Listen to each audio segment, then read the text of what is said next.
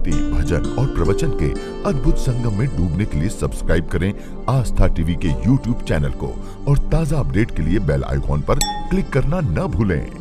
दूसरा, एक जलंधर नाम का असुर, उसकी पत्नी वृंदा बड़ी सती स्त्री थी। वो मन वचन कर्म से अपने पति के चरणों में प्रीति रखने वाली,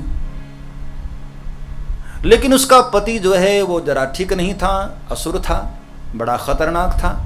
देवताओं के साथ भी उसने बहुत युद्ध किया। मनुष्यों को परेशान करना, देवताओं को परेशान करना, देवताओं का जीना हराम कर दिया था। देवता लोग कई बार युद्ध करते रहे, यहां तक कि भगवान शंकर भी कई बार युद्ध करने के लिए गए, लेकिन वृंदा के पुण्य के कारण हर बार जलंधर बच जाता था, कोई इसको मार न पाता था। तब भगवान नारायण ने सोचा कि चलो, वृंदा मेरी उपासना करती है, बार बार मुझे बुलाती ही है कि एक बार मुझे दर्शन दीजिए प्रभु, तो दर्शन भी दे देता हूं और देवताओं का काम भी कर देता हूं।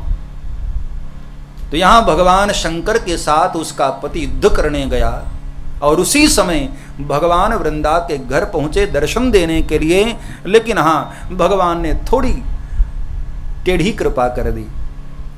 दर्शन देने तो गए, लेकिन निज रूप में नहीं, उसके पति के रूप में। और वृंदा ने अपने पति को आते देखा तो अपने पति से उसका जो ध्यान करके बैठी थी वहां से ध्यान हट गया, और ध्यान हटते ही भोलेनाथ का पशुपास्त्र चला और जलंधर का नाश हो गया, जलंधर मारा गया। अब सती स्त्री थी वृंदा, तुरंत पता लग गया कि मेरा पति मारा गया। और जैसे ही पता लगा तो वृंदा बड़ी दुखी हुई, लेकिन फिर सोचा कि ये सामने कौन है, मेरे पति के रूप में कौन है, मेरा पति तो मारा गया। और आंख बंद करके जब ध्यान किया और सामने भगवान नारायण को देखा तो वृंदा बड़ी क्रोधित हुई।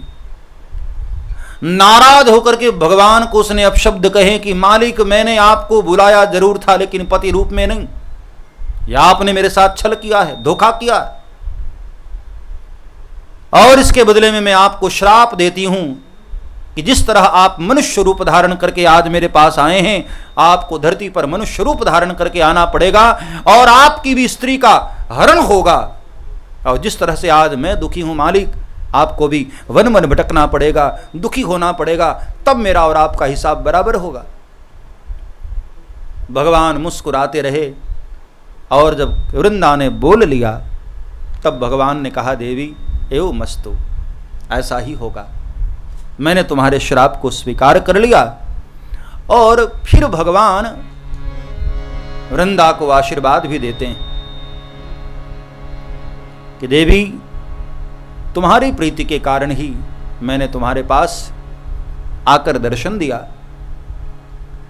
मैं भी एक बात तुम्हें कह दूं कि मैं कालांतर में शालिग्राम का रूप धारण करूंगा, तुम तुलसी के रूप में आओगी, और जब तक तुम्हारा पत्र मेरे पास नहीं आएगा तब तक मैं भोजन ग्रहण न करूंगा। ये तुम्हारी भक्ति का फल होगा।